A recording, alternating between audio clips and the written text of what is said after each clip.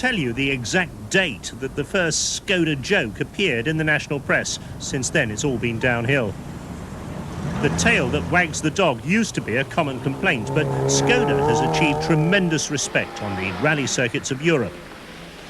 Now the sting in the tail, Porsche style, has been moved to the front in the new breed of Skoda, the Favorit. It's Skoda's first front-wheel drive car. Styled by Bertoni, its suspension fine-tuned by Porsche, and its well-proven 1289cc engine further developed by British engineers. The old advertising slogan used to be "Surprising Skoda," and once you get on the move, the Favorit's quite a surprising car too.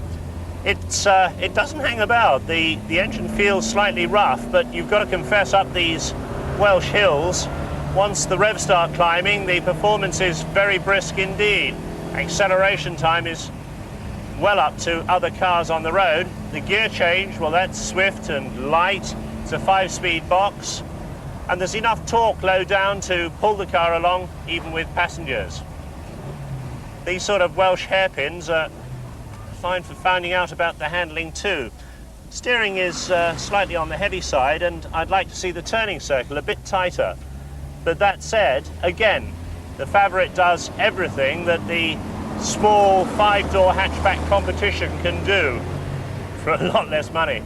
The ride isn't too bad at all. This is quite a bumpy road, and it's absorbing the more obvious potholes and road imperfections.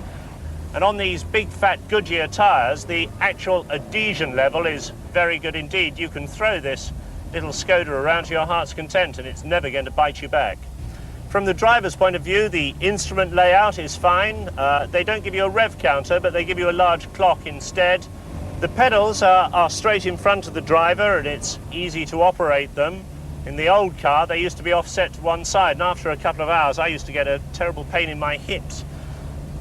The switch gear is a little bit far away from the rim of the steering wheel to be completely finger touch operation. One thing I really don't like are these wing mirrors. The remote operation is very sticky and they jerk all over the place, and the actual glass is curved and gives a distorted image.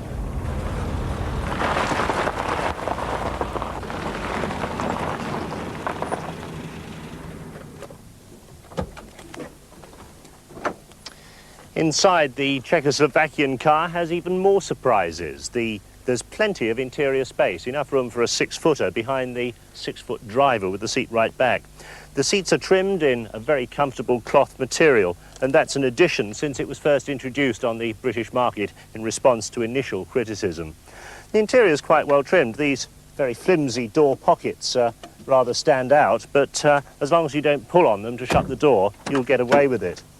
As you'd expect for a 5-door hatchback, the rear seat folds down, genuine pegboard back to it. But if you want to fold the seats right up to give you unobstructed load space, you've got to feed the rear seat belt buckles through this gap, and that's very fiddly. You can only open the tailgate with the ignition key, which can be a bit inconvenient. Not a huge boot. The spare wheel lives under this thin rubber mat, and that means you've got to unload everything if you get a puncture. But like many East European cars, they give you a comprehensive bulb replacement kit and also a decent tool roll should anything go wrong. The Skoda factory in Czechoslovakia actually owns the UK importing company, and they've got an import centre at King's Lynn where they do quite a lot to the basic Favorit when it comes in. They fit a rear wash wipe system, they fit a sunroof, they fit these mud flaps, and they also do the door cappings and the Philips car stereo.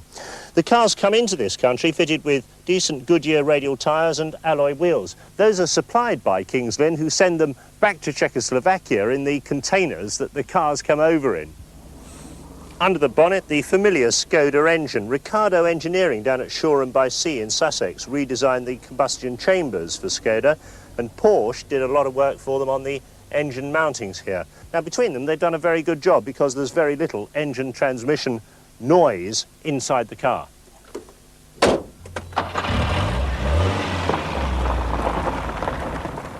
Summing the car up, it's a very nice package indeed. You can judge it against its rivals and take out the money side of things. You can judge it on equal terms, and it stands up very well.